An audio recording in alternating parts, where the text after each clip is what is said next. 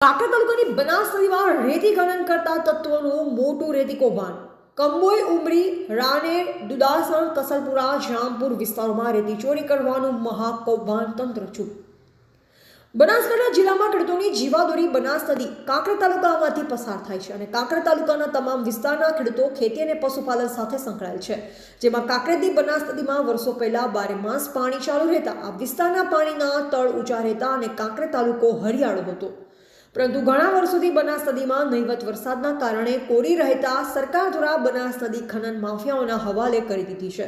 જેમાં સરકારના નિયમ મુજબ એગ્રીમેન્ટ કરી લીઝો ફાળવવામાં આવી છે અને કાંકરેજના ઉમરી, રાનેર, કંબોઈ, દુદાસણ, જામપુર, કસલપુર વિસ્તારમાં વધુ લીઝો વર્ષો પહેલા ફાળવવામાં આવી. ત્યારે લીઝ માલિકોએ પોતાની સરકારે ફાળવેલી લીઝોમાંથી રેતી ખનન કરી લેતા તમામ લીઝોમાં રેતી ખાલી થઈ ગઈ છે અને સરકારી પડતર મોટી માત્રામાં પડ્યા છે.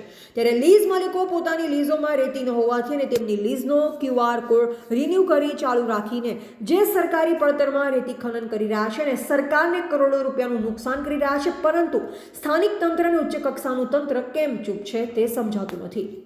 ખનન માફિયાઓ રાત દિવસ હજારો ડમ્પર ઓવરલોડ રેતી ભરી રેતી વહન કરી રહ્યા છે. ત્યારે થોડા સમય પહેલા જ ગાંધીનગર ફ્લાઇંગ સ્કોડ દ્વારા રેડ કરી 2 હિટાચી અને ડમ્પર ઝડપ્યા. જે બાદ પાટણ ખાણ ખનીજે પણ 1 હિટાચી મશીન અને 10 ડમ્પર ઝડપ્યા.